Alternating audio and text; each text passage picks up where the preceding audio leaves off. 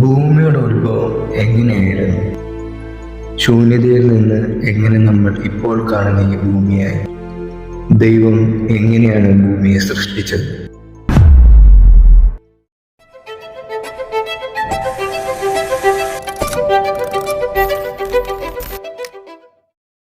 ആദിയിൽ ദൈവം ആകാശവും ഭൂമിയും സൃഷ്ടിച്ചു. ഭൂമി പാഴായും ശൂന്യമായും ഇരുന്നു. ഭൂമിയിൽ ആഴത്തിൻ മീതെ ഇരുളുണ്ടായിരുന്നു. ദൈവത്തിന്റെ ആത്മാവ് വെള്ളത്തിൻ മീതെ പരിവർത്തിച്ചുകൊണ്ടിരുന്നു. വെളിച്ചമുണ്ടാകട്ടെ എന്ന് ദൈവം കൽപ്പിച്ചു. വെളിച്ചമുണ്ടാകുകയും വെളിച്ചവും ഇരുളും തമ്മിൽ വേർപിരിക്കുകയും ചെയ്തു. വെളിച്ചത്തിന് പകൽ എന്നും ഇരുളിന് രാത്രി എന്നും ദൈവം പേര് വിളിച്ചു. വെള്ളത്തിന്റെ വലിയൊരു കൂട്ടം രണ്ടായി വേർപിരിയട്ടെ, അതിന്റെ മധ്യേ ഒരു വിധാനവും ഉണ്ടാകട്ടെ എന്ന് ദൈവം കൽപ്പിച്ചു. അങ്ങനെ തന്നെ സംഭവിച്ചു. ദൈവം വിധാനത്തിന് ആകാശം എന്ന് പേർ വിളിച്ചു. ആകാശത്തിന് കീഴിലുള്ള വെള്ളം ഒരു സ്ഥലത്തേക്ക് കൂടുവാനും ഉണങ്ങിയ നിലം കാണുവാനും ദൈവം കൽപ്പിച്ചു. ഉണങ്ങിയ നിലത്തിന് ദൈവം ഭൂമി എന്നും വെള്ളത്തിന്റെ കൂട്ടത്തിന് സമുദ്രം എന്നും പേരിട്ടു.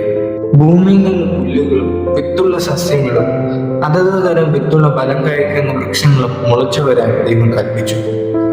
ഭൂമിയിൽ പുല്ലുകളും അതത് തരം ഫലം കായ്ക്കുന്ന വൃക്ഷങ്ങളും മുളച്ചു വന്നു. അത് നല്ലതെന്ന് ദൈവം കണ്ടു.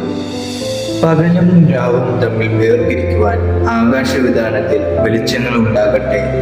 അവ അടയാളങ്ങളായി കാലം, ദിവസം, സംവത്സരം എന്നിവയായി തിരിച്ചറിയേണ്ടതിന് ഉതകട്ടെ എന്ന് പറഞ്ഞു. ഭൂമിയെ പ്രകാശിപ്പിക്കാൻ ആകാശവിധാനത്തിൽ അവ വെളിച്ചങ്ങളായി തന്നെ ഇരിക്കട്ടെ എന്ന് ദൈവം കൽപ്പിച്ചു. പകൽ വാഴേണ്ടതിന് വലിപ്പമേറിയ വെളിച്ചവും രാത്രി വാഴേണ്ടതിന് വലിപ്പം കുറഞ്ഞ വെളിച്ചത്തെയും, അങ്ങനെ രണ്ടു വലിയ വെളിച്ചങ്ങളെയും കൂടെ നക്ഷത്രങ്ങളെയും ദൈവം ഉണ്ടാക്കി. ഭൂമിയെ പ്രകാശിപ്പിക്കാനും പകലും രാത്രിയും വാഴുവാനും വെളിച്ചത്തെയും ഇരുളിനെയും തമ്മിൽ വേർതിരിക്കുന്നതിനും ദൈവം അവയെ ആകാശവിധാനത്തിൽ തന്നെ നിർത്തി. വെള്ളത്തിൽ ജലജന്തുക്കൾ കൂട്ടമായി ജനിക്കുവാനും ഭൂമിയുടെ മീതെ ആകാശവിധാനത്തിൽ പർവ്വജാതികൾ പറക്കുവാനും ദൈവം കൽപ്പിച്ചു. വലിയ തിമിംഗലങ്ങളെയും വെള്ളത്തിൽ കൂട്ടമായി ചലിക്കുന്ന അതത് തരം ജീവജാലങ്ങളെയും അതത് തരം പർവ്വജാതികളെയും സൃഷ്ടിച്ചു. അവ ഒക്കെയും വർദ്ധിച്ചു പെരുകി സമുദ്രത്തിലെ വെള്ളത്തിൽ നിറയുവാനും പർവ്വജാതികൾ ഭൂമിയിൽ പെരുകുവാനും ദൈവം കൽപ്പിച്ചു. അവയെ എല്ലാറ്റിനെയും ദൈവം അനുഗ്രഹിച്ചു.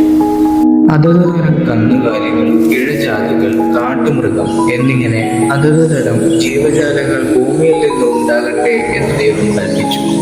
ഇങ്ങനെ ദൈവം കാട്ടുമൃഗങ്ങളെയും കന്നുകാലികളെയും ഭൂചര ജന്തുക്കളെയും ഉണ്ടാക്കി. അത് നല്ലതെന്ന് ദൈവം കണ്ടു. അനന്തരം ദൈവം തന്റെ സ്വരൂപത്തിലും സാദൃശ്യപ്രകാരവും മനുഷ്യരെ ഉണ്ടാക്കി. ആണും പെണ്ണുമായി അവരെ സൃഷ്ടിച്ചു. അവർ സമുദ്രത്തിലുള്ള മത്സ്യത്തിന്മേലും ആകാശത്തിലുള്ള എല്ലാ പർവ്വജാതിയിന്മേലും ഭൂമിയിലെ മൃഗങ്ങളിൽ മേലും ഭൂമിയിൽ ഇഴയുന്ന എല്ലാ ഇഴജാതിയിന്മേലും സർവഭൂമിയിലും വാഴട്ടെ എന്ന് കൽപ്പിച്ചു. ഇതിനുശേഷം താൻ ഉണ്ടാക്കിയതൊക്കെയും ദൈവം നോക്കി. അതെല്ലാം നല്ലത് എന്ന് ദൈവം കണ്ടു. ഇങ്ങനെ 6 ദിവസങ്ങൾ കൊണ്ടാണ് നമ്മൾ ഇപ്പോൾ കാണുന്ന ഈ മനോഹരമായ ഭൂമിയെ ദൈവം സൃഷ്ടിച്ചത്.